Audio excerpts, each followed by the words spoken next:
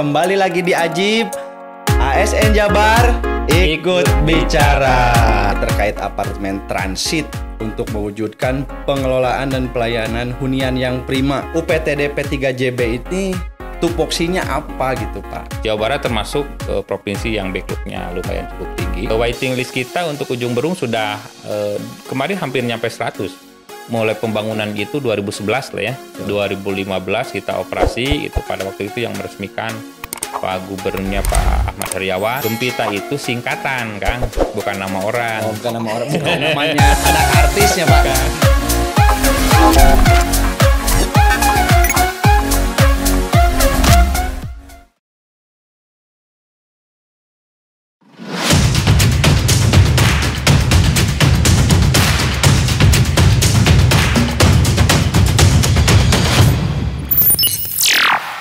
Assalamualaikum warahmatullahi wabarakatuh. Kembali lagi di Ajib.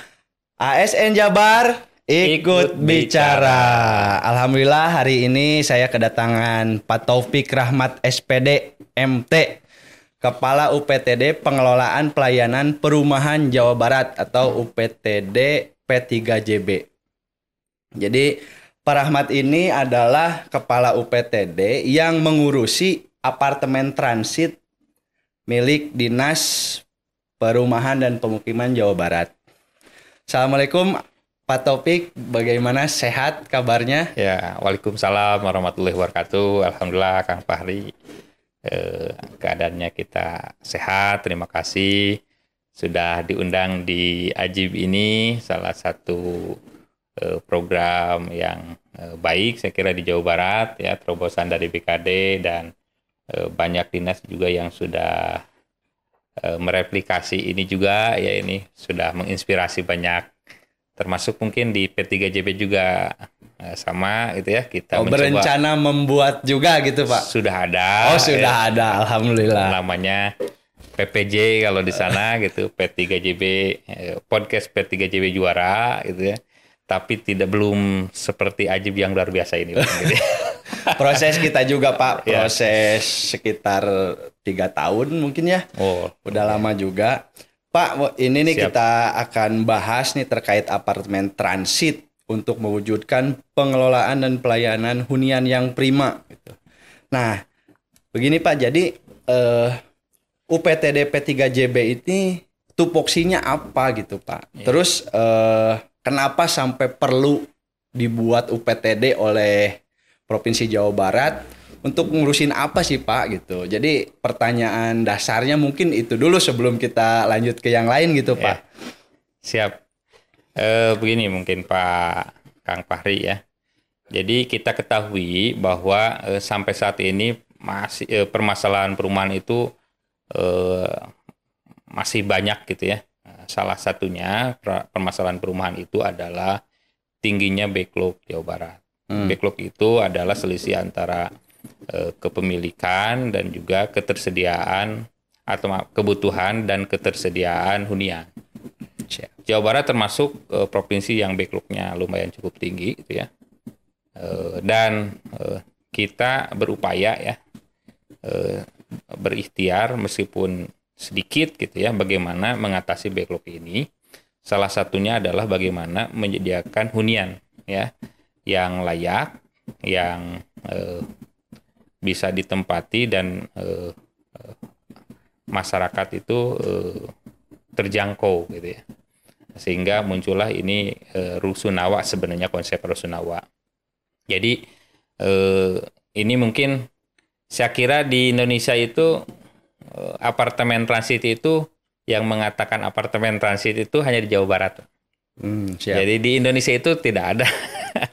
Tapi di Indonesia itu disebutnya rusunawa Pak. Rusunawa, rumah susun sewa. Tapi karena orang Jawa Barat mah kan kreatifnya Kang ya. Betul.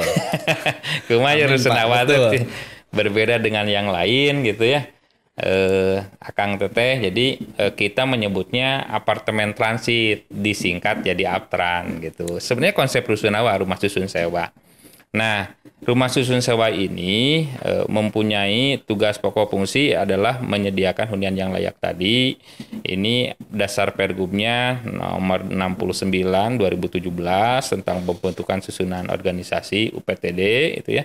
Sama dengan UPTD yang lainnya, dan juga ada tupoksinya di Pergub 84 2017 yang terakhir. Jadi intinya bagaimana menyediakan hunian yang layak dan bagaimana bisa berkontribusi untuk permasalahan tingginya backlog di Jawa Barat itu sendiri gitu ya. Kira-kira itu mungkin ya. Jadi semangatnya kita menyediakan hunian yang layak dengan kata apartemen transit itu sendiri gitu ya. Oh, siapa? Jadi berarti Bapak tuh udah punya apartemen sekarang ya? Betul. Udah mengelola apartemen milik Pemprov Jabar. Betul. Gitu. Oh, itu ada di mana aja Pak tuh lokasinya? Barangkali ada di Jalan Braga kan atau di mana? Mudah-mudahan ke depan ada ya Jalan Braga. Ya,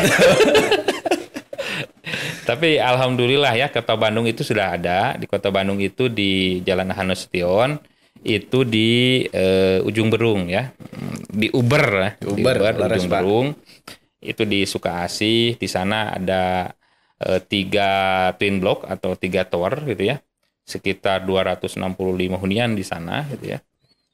Ada tipe 21 dan tipe 24. Kemudian yang kedua di Ranca Ekek itu ada 6 twin block ya. Di sana ada tipe 24 dan 1 tipe 27 gitu ya. Kemudian jumlahnya ada 6, lumayan besar di sana ya, karena kita ketahui di Ranca Ekek juga adalah daerah industri gitu ya. Betul. Kemudian satu lagi di Selokan Jeruk ya. Selosjer gitu ya. Itu di antara Ranca Ekek Majalaya ya. Itu ada 2 TB ya, 2 twin block ya, sekitar 196 hunian gitu. Kemudian ada di Batu Jajar 1 TB itu sekitar 89 unit. Ya, kemudian ada yang terakhir ya, alhamdulillah baru bangun gitu Pak. Sudah dibangunannya lama tapi kita kelolanya baru gitu ya. Oh iya. Itu diresmikan di akhir periode Pak Gubernur waktu itu, Pak Ridwan Kamil. Alhamdulillah berkenan beliau meresmikan ya di Cibatu. Nah itu tersedia 44 hunian. Ya. Alhamdulillah itu. Ke depan mungkin nanti ya kita juga ingin apartemen transit ini juga bisa memberikan pelayanan cakupannya lebih luas gitu ya. Berarti yang di luar Bandung Raya itu baru Cibatu ya Pak? Betul, Purwakarta. Cibatu, Purwakarta. Itu memang daerah industri juga, Pak Ri. Oh berarti ini tuh bukan hanya... Oh berarti untuk masyarakat luas berarti ya Pak? Masyarakat luas. Siapapun bisa sesuai persyaratan yang mungkin Bapak tentukan begitu ya? Istilahnya kita menyebut istilahnya MBR, Kang Pari. MBR itu adalah masyarakat berpenghasilan rendah. Gitu. Jadi kita menyasar saat ini masyarakat yang berpenghasilan atau disebutnya fixed income, yang mempunyai income-nya tetap, tetapi dikategorikan masih rendah. Gitu. Oh berarti PNS juga kalau misalnya masih pelaksana seperti saya boleh gitu Pak? Boleh, kita batasi itu dianggap yang masih MBR itu golongan 3A ke bawah, termasuk non PNS banyak kayak gitu. Oh iya. Berarti kalau misalnya mahasiswa itu boleh juga Pak? Mahasiswa tidak ya, karena mahasiswa tidak ya? Tidak, karena tadi bukan berpenghasilan. Oh siap. Jadi untuk masyarakat tadi yang berpenghasilan. Dan tipe-tipe tertentu itu kita syaratkan berkeluarga, Kang Fahri. Berkeluarga, tipe tertentu. Ya, di atas 24 ya, 24, 27, kemudian 36 gitu ya. Dan boleh yang belum berkeluarga lajang itu di tipe 21. Tapi itu pun kita lebih ketat gitu ya, agar bisa memberikan manfaat yang lebih luas gitu. Kan karena sayang Kang Fahri. Betul. Kalau dinikmati atau ditempati oleh satu gitu. Jadi mungkin boleh lajang gitu ya, dengan persyaratan-persyaratan tertentu untuk tipe 21. Oh, 21. Jadi kita itu berdasarkan Pergub. Jadi kita ada pergubnya, Pergub 27 2019. Oh, yang jelas berarti 21 itu yang untuk yang lajang Yang khusus. lajang Khusus yang lajang saja berarti. Enggak, sebenarnya mah itu berkeluarga, tapi yang lajang masih boleh. Oh, masih boleh. Di tipe yang 21 tadi. Berarti kalau yang lajang nggak bisa meminta 24, yang 24 gitu boleh, ya, Pak. 24, 27 gitu ya. Nah, 36 apalagi gitu. Tapi itu ada harga sewanya, Pak? Iya. Ada harga sewanya. Harga sewanya. Jadi mereka menyewa tiap bulan, Kang. Sewa per bulan. Bayarannya tiap bulan. Nah, ini mungkin di pimpinan saya Pak Kadis juga pernah mengikuti AJB ini ya, sudah menyampaikan. Nah, pada waktu itu Pak Kadis masih di 2023 ya. Jadi masih menggunakan sewa hunian yang lama. Nah, seiring dengan ada pelaksanaan HKPD, hubungan keuangan pemerintah daerah itu juga kita ada penyesuaian kembali, itu ada perubahan perda kan ya di Jawa Barat terkait dengan pajak daerah dan retribusi daerah, itu Perda nomor 9 tahun 2023. Nah, kita juga harga sewa hunian ini menyesuaikan. Tapi alhamdulillah meskipun menyesuaikan, insya Allah ini masih di bawah harga pasar. Artinya insya Allah masih terjangkau gitu Kang Fahri ya. Ya mungkin sekarang ya harganya lebih naik, tetapi juga bagi daerah-daerah beberapa lokasi juga tidak terlalu naik gitu. Jadi artinya gini, di perda yang sekarang itu ada ini ya Kang, ada aspek lokasi memperhatikan. Jadi di Kota Bandung itu, karena di Kota Bandung jadi harganya berbeda dengan Cibatu gitu. Berbeda dengan Rancaekek, dengan Soldier gitu ya. Nah, ini yang terdampaknya itu ya memang di Ujung Berung, di Uber, karena berlokasi di Kota Bandung gitu ya, di kota, sehingga harganya lebih tinggi, tapi masih di bawah harga pasar gitu. Nah, jadi kalau misalnya begini Pak, masyarakat yang ingin mencoba mengusulkan atau mengajukan mungkin Pak ya? Ya, mengajukan. Itu persyaratannya itu bagaimana tuh? Terus mekanisme prosesnya tuh bagaimana? Ya. Misalnya kedah Abi ngawe ke Bapak langsung, ataupun misalnya datang ke kantor Bapak. Jadi tolong dijelaskan untuk Akang Teteh pemirsa di rumah juga, biar sedikitnya kalau ya. Betul Pak, barangkali gitu kan yang lain atau pekerja yang membutuhkan yang ada di Rancaekek, di Cibatu, yang daerah-daerah industri itu bisa di situ aja biar nggak ngekos, mungkin harganya rate-nya lebih rendah mungkin Pak ya. Siap. Jadi begini, alhamdulillah kita sudah punya sistemnya Kang Fahri. Yang kita kelola itu satu menjunjung akuntabilitas kita. Jadi kita dalam menjunjung akuntabilitas kita buat sistem, insya Allah transparan gitu ya. Dan juga masyarakat bisa memantau langsung prosesnya sudah sampai mana. Nah, untuk pendaftaran itu sendiri itu kita melalui sistem yang ada berbasis web. Bisa mengunjungi alamat p3jb.jabarjuara.go.id, jabarprop.go.id. Nah, di sana ada nanti masyarakat Akang Teteh bisa melihat.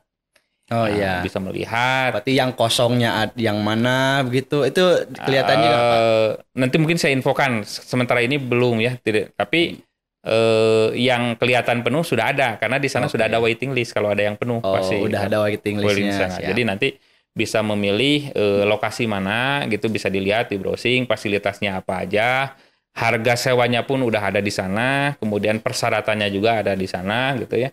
Nah, kalau tertarik misalkan Kang Fahri, ada saudaranya yang tertarik atau teman-teman Akang Teteh yang tertarik melihat yang kita tawarkan tadi gitu ya, misalkan yang 5 lokasi itu di mana, misalnya di Ujung Berung. Nah, tertarik nih, klik aja Ujung Berung di sana. Betul. Diklik Ujung Berung, baru nanti muncul di sana. Cukup pada waktu itu daftar nama, alamat WA, email, kemudian upload saja terkait dengan slip gaji. Oh, slip gaji. Cukup itu dulu. Hanya itu ya. Hanya itu dulu berarti, Pak. untuk daftar. Betul. Untuk daftar, nanti submit, kirim gitu ya. Nah, setelah itu nanti pengelola kita. Verifikasi. Verifikasi.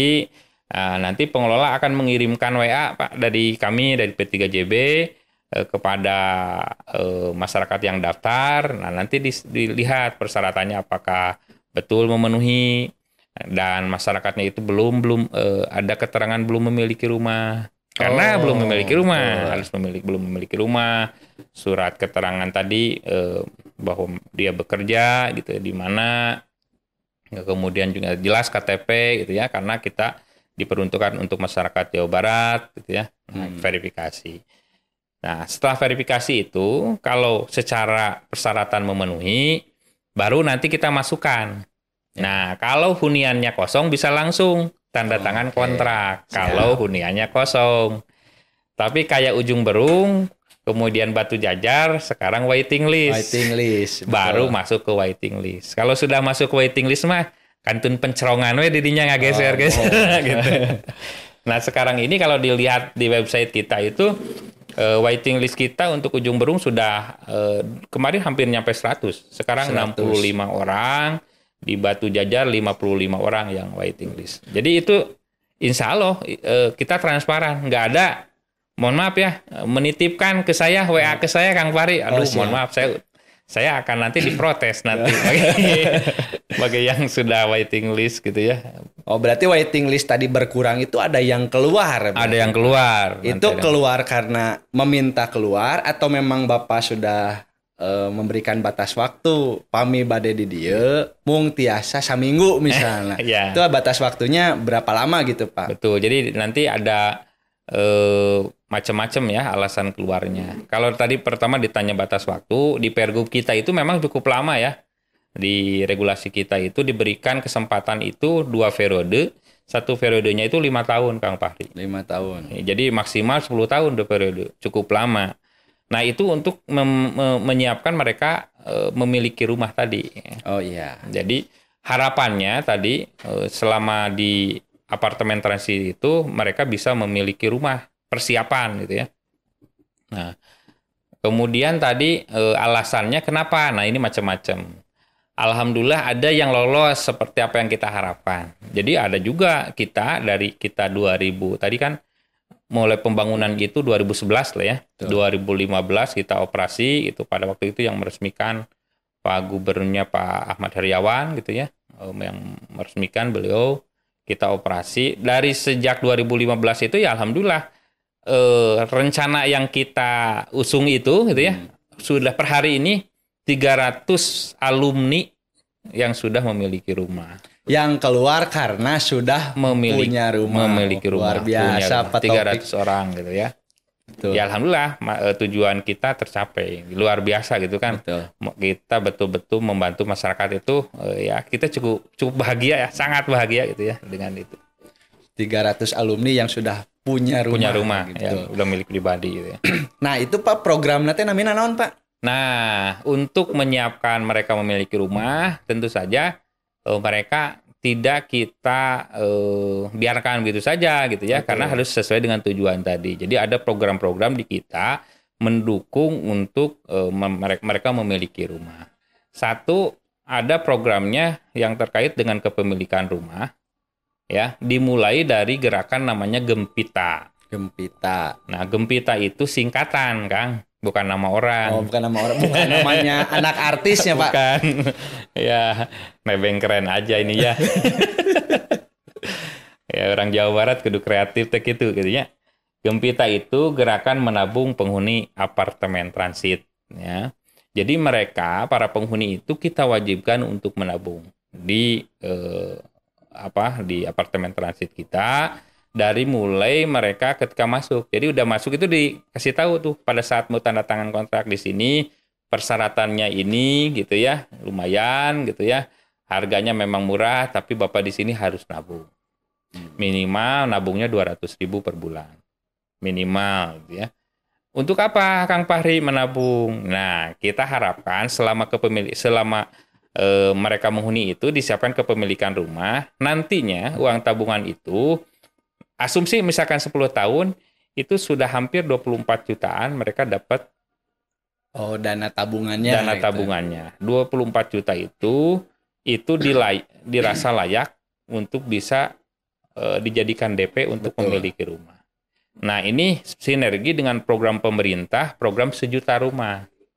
Jadi, di pemerintah pusat itu ada namanya program FLPP, Kang Fahri, Fasilitasi Likuiditas Pembiayaan Perumahan, atau bahasa masyarakatnya rumah subsidi. Betul. Nah, para pengembang ini gitu ya, kita guide kita arahkan, kemudian kita undang untuk mensosialisasikan pembangunannya di beberapa lokasi apartemen transit. Nah, nanti penghuni yang tertarik bisa langsung menghubungi pengembang itu. Dan kita siapkan ya, namanya programnya Cafe Maha secara elektronik, Cafe Maha. Cafe Maha. Nah, ini apalagi nih Pak? Cafe Maha. Cafe Maha itu adalah kolaborasi fasilitasi elektronik kepemilikan rumah. Ini bukan namanya Pak Kadis Indra Maha, bukan. Ini mah karena kebetulan aja. Ya, kolaborasi fasilitasi elektronik kepemilikan rumah, Kang Fahri. Kepemilikan rumah. Siap. Jadi di sana itu kita lanjutan dari Gempita tadi. Jadi di dalam sistem IT kita itu sudah terpantau penghuni itu yang nabungnya sekian, punya tabungannya Pak. Sekian. Nah, betul. Selama pemantauan itu, si pengembang ini diberikan akses untuk bisa memantau juga penghuni. Nah, untuk menawarkan barangkali udah nyampe nih tabungannya ditawarkan gitu betul, ya Pak. Betul, ya kita tawarkan melalui brosur. Brosurnya itu yang bisa diakses melalui gadget mereka juga, di penghuni juga. Nah, jadi ada namanya kita sebut penghuni potensial. Ya, penghuni potensial itu adalah penghuni yang tabungannya sudah di atas 5 juta. Ya, sekarang udah 120-an tuh. Nah, yang penghuni di atas 5 juta ini pengembang bisa ngecek nih penghuni mana nih, ya, gitu. Kita berikan akses ke mereka. Nah, mereka juga bisa langsung karena ada akses itu bisa langsung kontak penghuninya, menawarkan gitu ya. Dan juga secara umum penghuni itu bisa melihat brosur dari pengembang tadi melalui aplikasinya tadi. Iya. Jadi mungkin Bapak membolehkan berarti ya masyarakat untuk tinggal di situ, tapi kedah nabung. Karena tadi transit untuk memiliki rumah. Betul. Nah, ini dalam program perumahan itu ada namanya konsep housing carrier.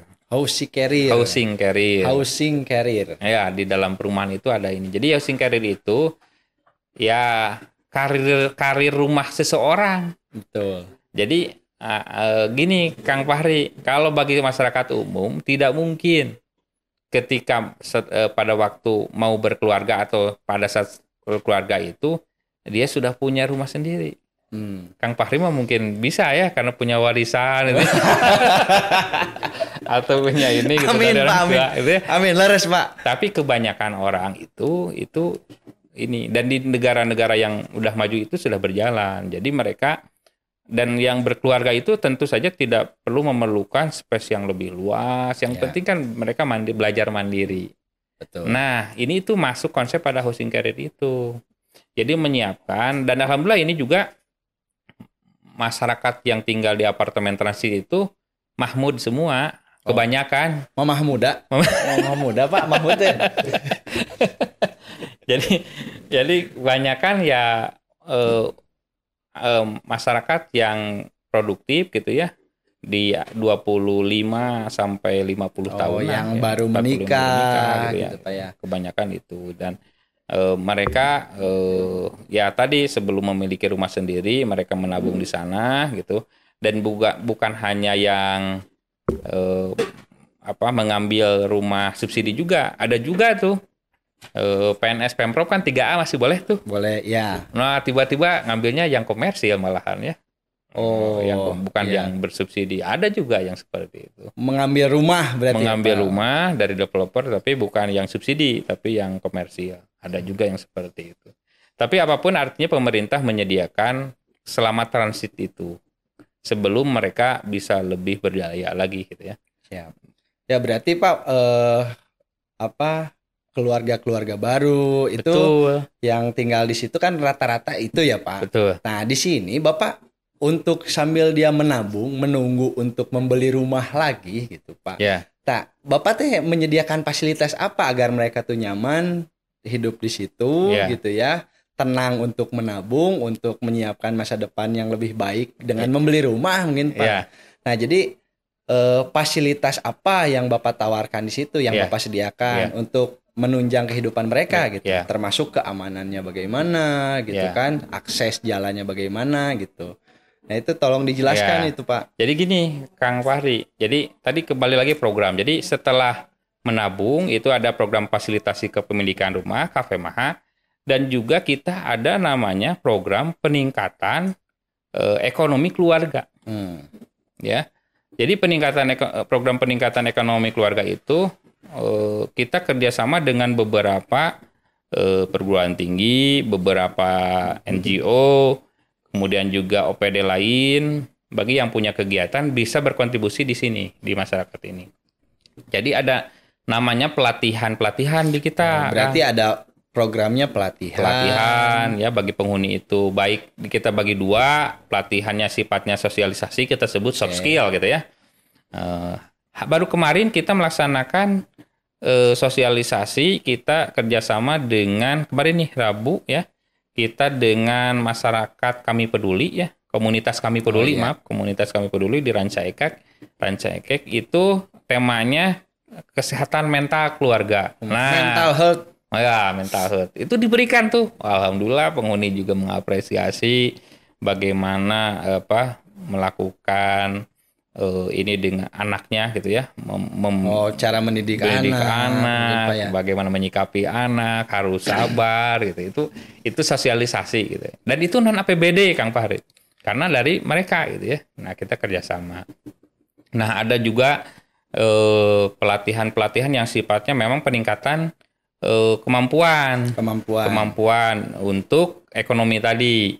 Jadi sudah banyak yang kita lakukan, misalnya dengan Disnaker dulu pernah kita pelatihan mencukur di Disnaker provinsi, ada juga dengan PT SMI, saya sebut aja ya karena saya juga berterima kasih nih. PT SMI. Ini SMI itu Sarana Multi Pendanaan Indonesia itu. Dari Jakarta itu ada CSR ke kita dalam bentuk pelatihan. Pelatihannya itu pelatihan membuat eceng gondok. Pelatihan membuat eceng gondok. Oh ya, kerajinan eceng gondok gitu ya. Kalau yang untuk basis-basis ekonomi sama misalnya sama dinas koperasi itu udah ada Pak? Koperasi lagi mau proses nih. Nah, kemudian juga dari beberapa pedologi di Dispusipda pernah penyediaan tempat baca gitu ya. Nah, ada kolecer sudah tersebar alhamdulillah dengan Dispusipda bikin kolecer di rusun-rusun gitu ya. Kalau di Ranca Ekek malahan bukan lagi kolecer tapi pojok baca. Udah lebih besar berarti skalanya. Terima kasih. Jadi kita kerjasama dengan dinas-dinas di Pemprov ini. Kemudian juga dari dinas DPT AKB ya dengan dinas acara FAD, Forum Anak Daerah gitu ya. Nah, kita kerjasama. Nah, kembali lagi kepada pelatihan tadi, bagaimana kita memberikan tadi masyarakat bisa mendapatkan pelatihan, dan itu juga ada kegiatan yang kita create sendiri dari APBD gitu ya. Ya kita sisihkan ya dari anggaran pemeliharaan kita itu untuk kegiatan yang sifatnya itu satu lokasi satu. Kemarin terakhir minggu yang lalu kita melaksanakan namanya manajemen catering, Kang Fahri. Manajemen catering. Oh ya, para penghuni itu luar biasa gitu ya. Mereka dilatih memasak gitu ya. kemudian juga bagaimana mengolah makanan, kemudian menyajikan makanannya, ya. Ya bagaimana aja kalau misalkan punya perusahaan catering gitu, ya luar biasa itu. Kayak seperti itu. Dan sebenarnya kita punya medsos kita ya, kalau Akang Teteh bisa mau lihat beberapa kegiatan kita bisa lihat di IG-nya, IG P3JB ya, bisa dilihat. Kemudian juga di Facebook-nya juga ada gitu. Kemudian juga kegiatan di YouTube-nya juga ada gitu ya. Bisa browsing beberapa kegiatan-kegiatan. YouTube kegiatan penghuni Pak atau kegiatan penghuni ada ya. Profil P3JB ada di sana ya. Profil di web itu udah lumayan lengkap. Ya, ada gitu ya. Bagaimana ya, bisa melihat dari sisi fisik gitu ya. Ada videonya gitu. Ya mungkin itu Akang Teteh ini segmen 1. Jadi Pak Taufik sudah menjelaskan bagaimana caranya mengajukan untuk hidup di apartemen transit. Di sana ada persyaratannya, ada mekanismenya, juga sudah disebutkan. Silahkan buka webnya untuk mengajukan kalau mau tinggal di situ mungkin. Ya. Nah kalau mau tinggal di situ harus mau nabung, Pak. Harus mau ikut program-program pemerintah yang disediakan oleh Pak Taufik itu sendiri gitu ya Pak. Ya. Nah ini selanjutnya ada Gebiar Pas. Oh ya, Gebiar Pas salah satu program kita juga ya. Gebiar Pas, tah kumaha itu Pak? Gebiar Pas teh. Gebiar Pas itu singkatan juga ini. Gebiar Pas itu gerakan bayar pakai sampah. Bayar pakai sampah. Membayar apa nih Pak? Nah gini, jadi ada salah satu program disebutnya kita program pembiasaan. Jadi pembiasaan bagaimana penghuni bisa mempunyai kebiasaan yang yang bagus gitu ya. Salah satunya dengan satu itu masalah sampah. Ya, nah masalah sampah itu sedikit tidaknya kita berkontribusi. Jadi penghuni itu diwajibkan untuk memilah sampah organik dan anorganik.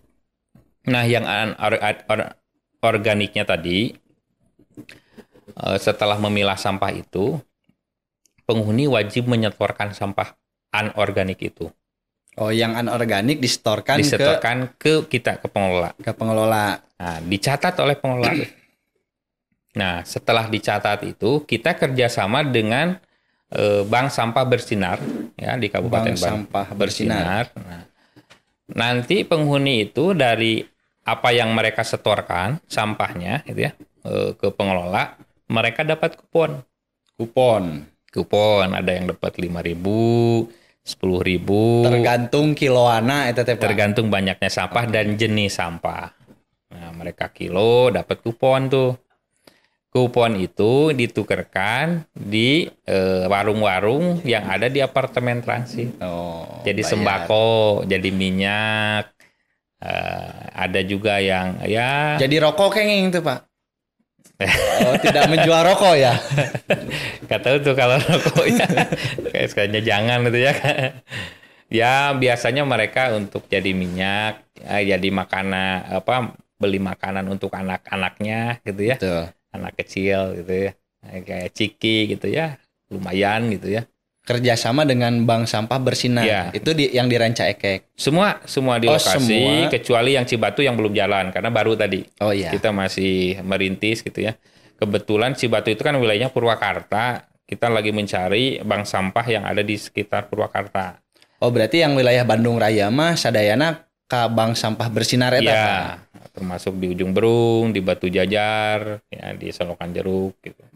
Tapi kalau misalnya kupon itu hanya ada boleh ditukarkannya hanya dalam apartemen saja. Jadi di luar mah misalnya kayak Indomaret belum biasanya Pak. Ya belum, nggak, dulu pernah. Oh dulu pernah. Malah dulu itu dikumpulkannya per 3 bulan Kang. Oh 3 bulan ngumpulin penghuni itu ya kupon. Nah udah 3 bulan. Indomaretnya kita undang, Alfamart bukan Indomaret ya. Waktu itu Alfamart kita undang. Nah, mereka ditukarkan dengan Alfamart. Ya alhamdulillah karena udah 3 bulan ya kan jadi besar ya, bisa jadi 40.000, 50.000, jadi dapat sembakonya lebih banyak pada waktu itu. Nah, tapi ya tadi eh, kita coba ya dimodifikasi lah. Sekarang dimodifikasi, tapi bukan dengan pengusaha yang lebih besar, tapi bagaimana memberdayakan warung yang ada di sekitar kita. Karena gini, penghuni apartemen transit itu sendiri boleh berusaha di kita, Kang. Jadi ada namanya ruang bukan hunian, Kang. Ruang bukan hunian. RBH. Nah, itu fasilitas dari kita juga.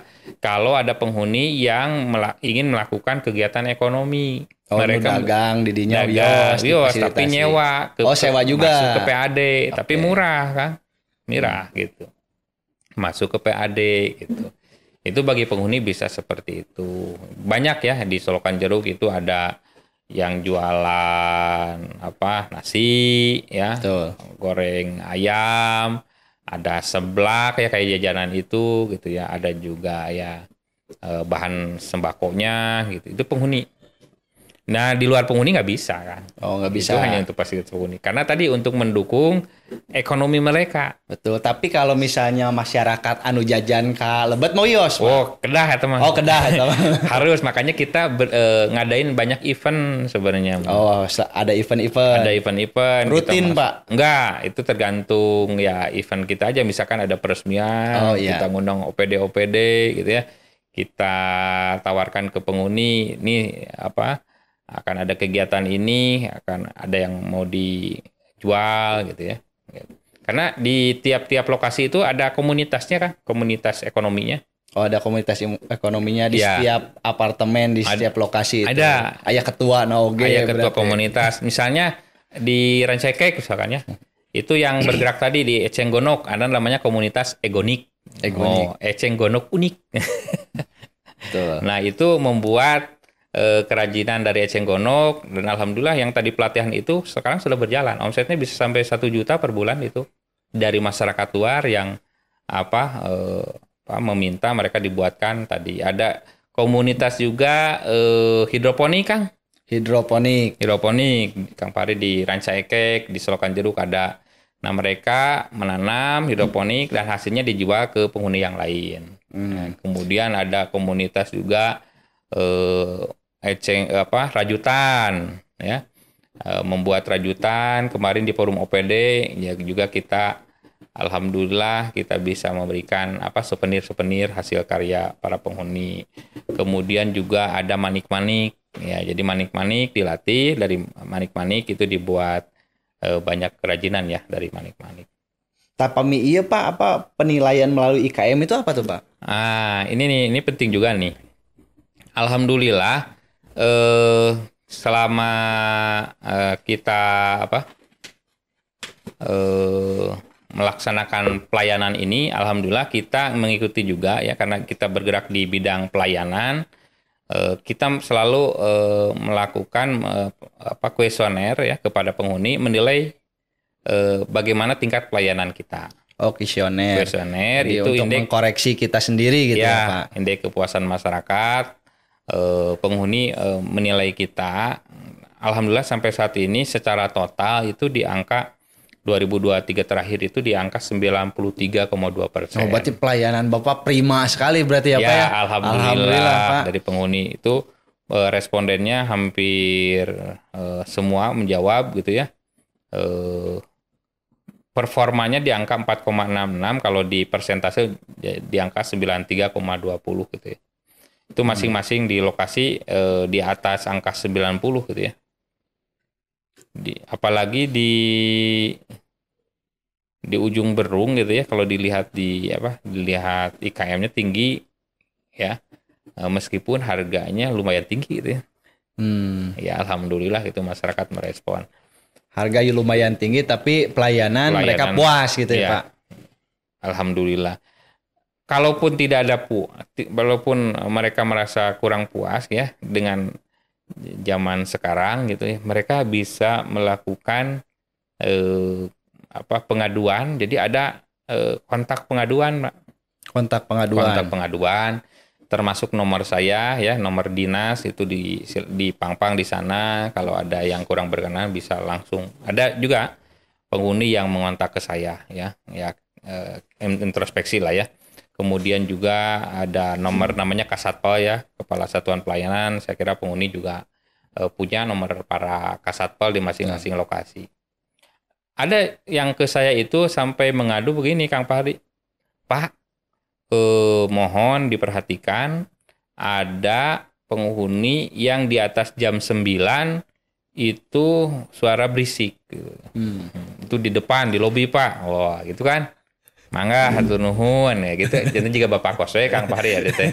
Sampai ke saya. Nah, baru nanti saya forward tindak lanjuti ke para Kasatpol untuk ditindaklanjuti. Alhamdulillah gitu.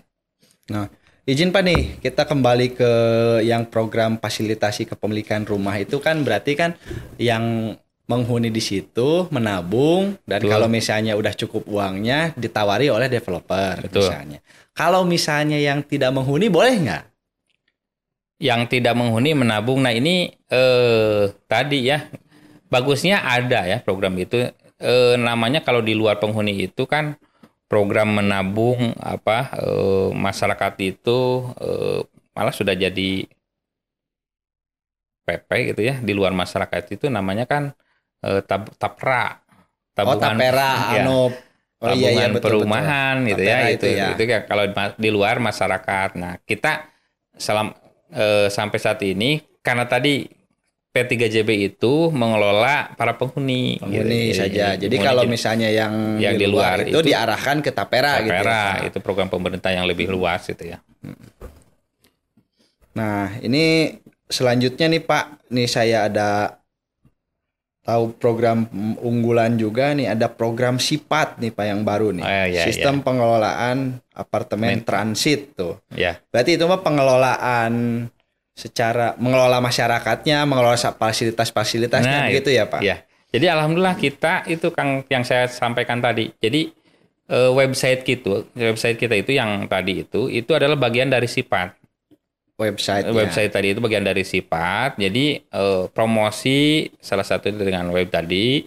Di dalamnya kalau dilakukan pengelola itu bisa melakukan login gitu ya, login di sana itu. Nah, baru kelihatan di sana menu-menunya. Satu di sana itu ada Sirine ya, sistem Sirine itu absensi online ya, penghuni apartemen transit gitu ya. Kenapa penghuni harus absen? Pengelola. Oh, pengelola yang non PNS. Oh, yang non PNS. Oh, maaf, bukan penghuni. Pengelola. Oh, pengelola, siap. Ada juga, dari penghuni ya. Penghuni mantu tengah absen itu.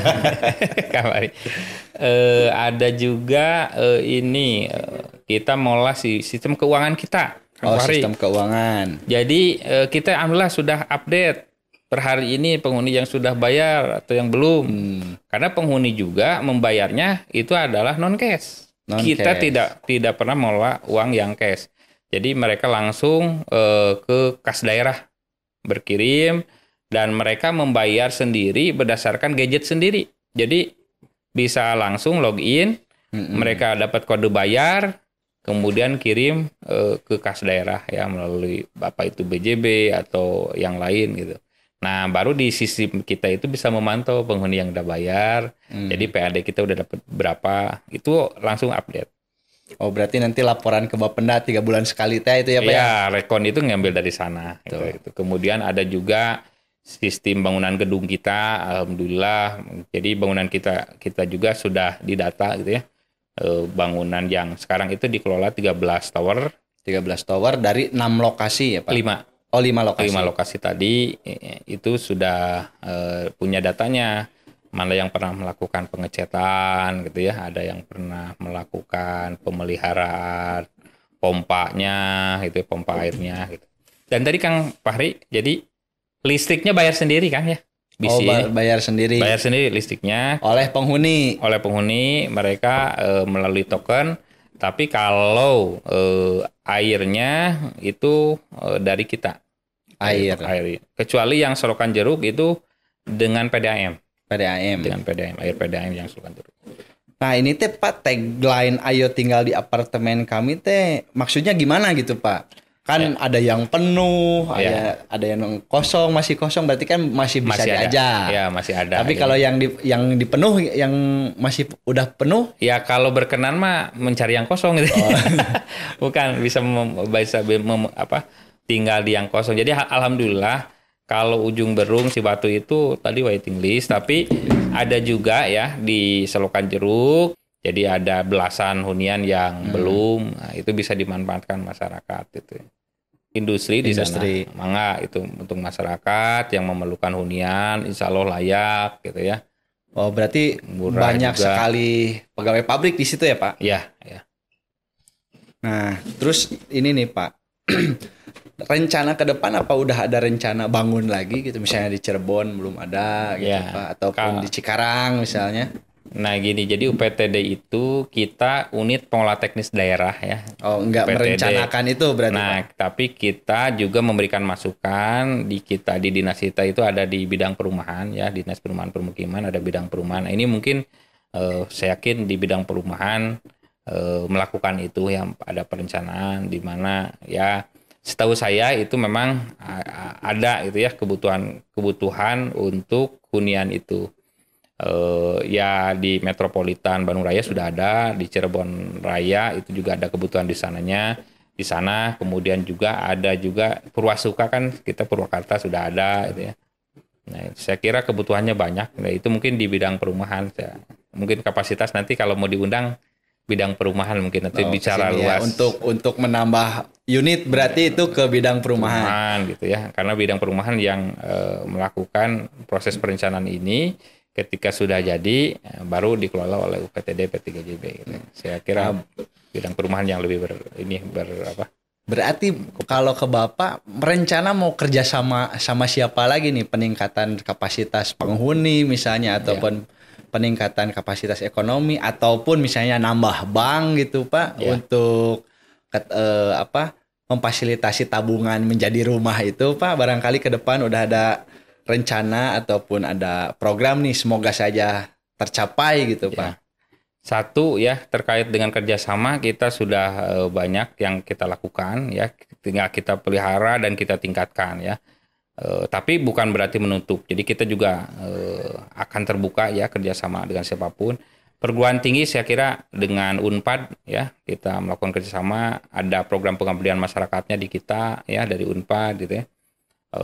Penghuni juga terbantu, ada KKN-nya juga ya. Jadi KKN-nya di apartemen transit tuh yang kemarin. Nah, biasanya kalau yang KKN seperti adik-adik di sini tuh suruh ngapain ku Bapak di situ tah? Jadi mereka melakukan tadi pembinaan ke penghuni, ada sharing knowledge kepada penghuni. Misalnya ada pelatihan dari karena mahasiswa ini pasti yang sekarang itu kan teknologi IT-nya lumayan bagus, itu ada sharing. Misalnya ada digital marketing, penghuni dilatih bagaimana punya akun di platform digital untuk jualan gitu ya Pak. Gitu ya. Nah, itu kita lakukan. Kemudian dengan Telkom University, Telyu kita kerjasama, alhamdulillah. Dengan STTB Sekolah Teknik Teknologi Bandung. Itu terkait dengan DKP desain grafis gitu. Penghuni diajarin tuh sampai gitunya.